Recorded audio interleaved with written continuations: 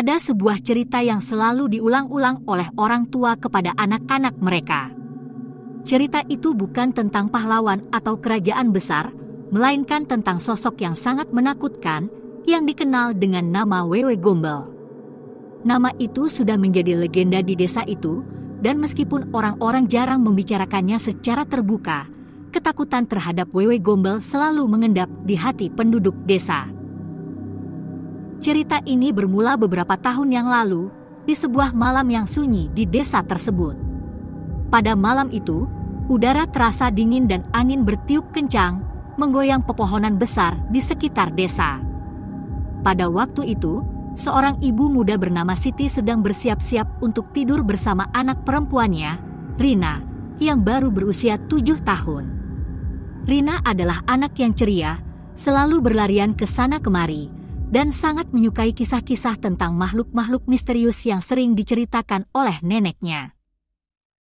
Namun, ada satu cerita yang tidak pernah diceritakan oleh neneknya, cerita tentang Wewe Gombel. Wewe Gombel adalah seorang wanita berwajah menakutkan dengan rambut panjang yang selalu tertutup oleh kain hitam.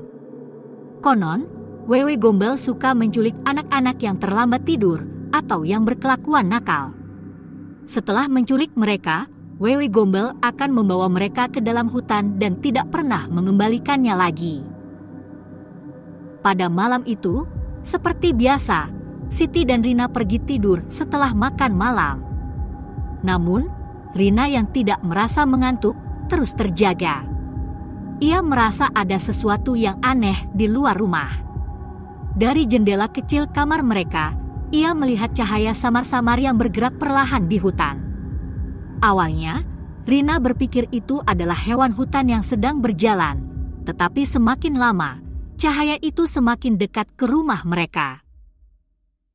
"Bu, aku takut," kata Rina dengan suara bergetar. Siti yang mendengar, mencoba menenangkan anaknya. "Jangan takut, sayang.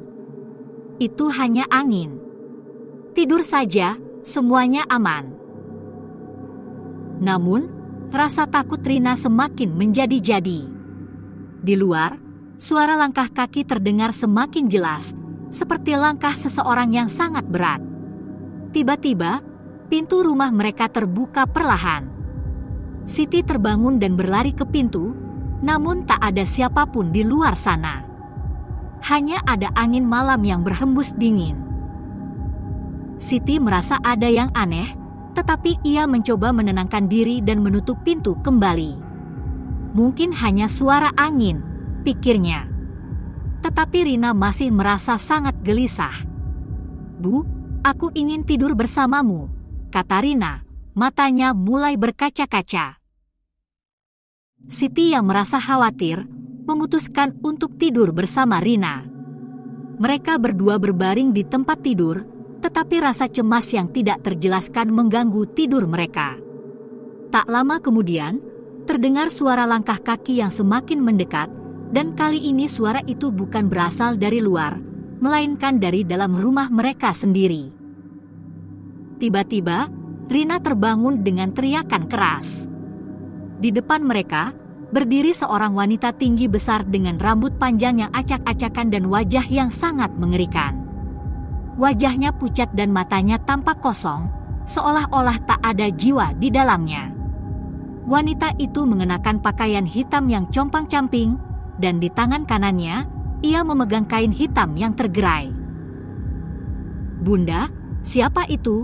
tanya Rina dengan suara gemetar.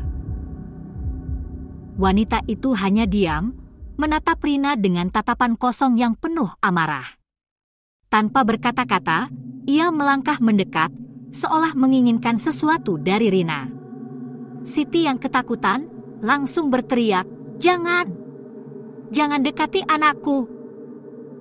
Namun, Wewe Gombel, seperti yang diceritakan dalam legenda, mengabaikan peringatan itu. Dengan cepat, ia mengulurkan tangannya yang panjang dan dingin, meraih Rina yang sedang terpeluk ketakutan. "Aku akan membawamu pergi, anak kecil yang nakal," kata Wewe Gombel dengan suara serak. Siti berusaha sekuat tenaga melawan, namun tubuhnya seperti tidak mampu bergerak. Ia hanya bisa menonton ketika Rina dibawa pergi, tubuhnya melayang mengikuti langkah kaki Wewe Gombel yang semakin jauh.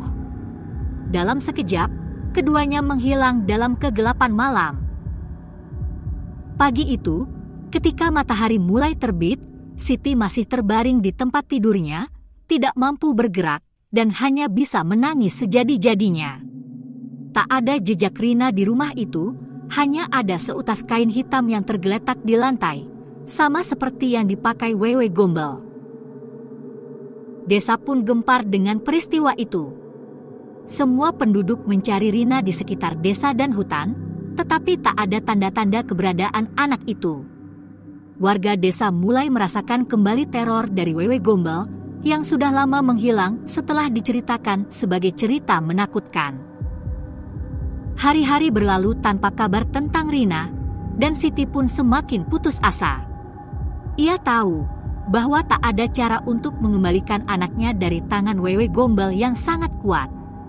Namun, setiap malam, Siti masih mendengar suara langkah kaki dan suara lirih, seolah ada yang mengingatkannya bahwa Wewe Gombel masih ada, selalu ada, menunggu anak-anak yang nakal atau terlambat tidur untuk mengajaknya ke dunia yang tak akan pernah kembali. Legenda Wewe Gombel pun terus hidup, menjadi cerita yang diceritakan turun-temurun di desa itu, mengingatkan setiap orang untuk tidak keluar malam dan selalu mendengarkan pesan orang tua, jangan pernah bermain-main dengan malam, atau Wewe Gombel akan datang untuk menjemputmu.